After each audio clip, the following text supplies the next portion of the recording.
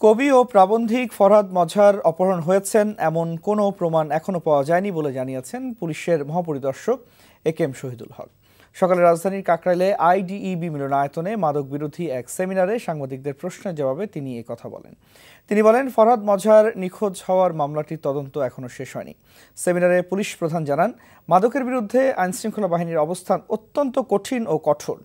তিনি বলেন, মাদক ব্যবসার সাথে কোনো পুলিশ সদস্যের জড়িত থাকার প্রমাণ পেলে তার বিরুদ্ধে ব্যবস্থা নেওয়ার নির্দেশ আছে। যমুনা ব্যাংক ফাউন্ডেশনের আয়োজনে ব্যাংকের ঊর্ধ্বতন কর্মকর্তারা সেমিনারে বক্তব্য রাখেন।